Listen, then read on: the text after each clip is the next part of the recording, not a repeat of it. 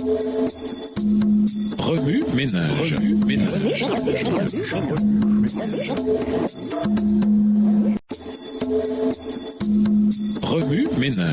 ménage. Bienvenue à votre émission Remue ménage. Voilà la leçon de mercredi. Préparez-vous et soyez bien éveillés. Lisons 1 Pierre 5, verset 8. 1 Pierre 5, le verset 8. Soyez sobres, veillez. Votre adversaire, le diable, rôde comme un lion rugissant, cherchant qui il dévorera. Imaginez la pire des situations à laquelle vous pourriez jamais faire face. Voilà qui est terrifiant. Parce que nous ne savons pas ce que l'avenir nous réserve, surtout dans ce monde où les êtres humains sont des cibles faciles pour le diable. Les paroles de l'apôtre Pierre retentissent haut et fort. Soyez bien éveillés, lucides, car votre ennemi le diable rôde comme un lion rugissant, cherchant quelqu'un à dévorer. 1 Pierre 5, verset 8.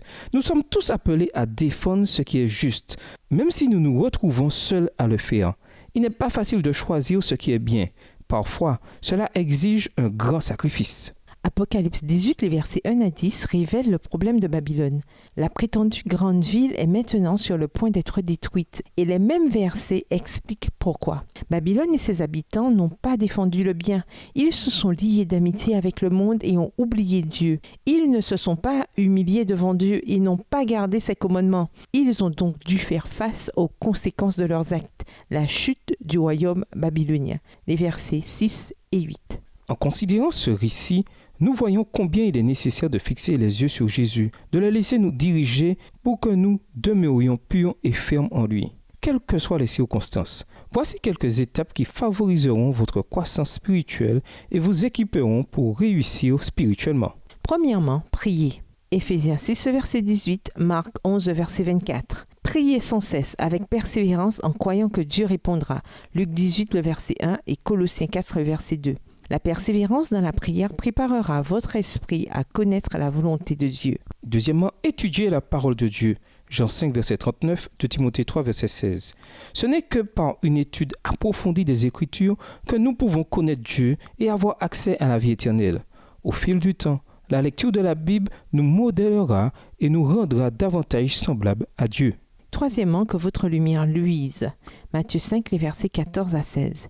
Si Jésus est vraiment dans notre cœur, nous parlerons de lui à nos semblables sans aucune crainte. Ne gardez pas votre lampe sous le lit. Levez-la bien haut pour éclairer les autres. Quatrièmement, soyez fidèles dans les petites choses. Luc 16, verset 10. Si vous voulez vraiment surmonter les obstacles de la vie et être fidèle dans les temps difficiles, commencez dès maintenant à être fidèle dans les petites choses. Enfin, préoccupez-vous d'abord du royaume de Dieu et de la vie juste qu'il demande, et Dieu vous accordera aussi tout le reste. Matthieu 6, verset 33. Remue-ménage, que pouvez-vous faire pour conserver un équilibre entre être dans le monde et n'être pas du monde? Comment identifier les risques potentiels que Satan peut exploiter pour provoquer votre chute spirituelle? Faites une liste de ces risques possibles au sujet desquels vous devez rester éveillé afin d'être prêt à affronter les défis qui se dressent devant vous. Comment rester éveillé tout en demeurant confiant en l'avenir? Au revoir. Et à demain si Dieu veut. Remue ménage. Remue ménage.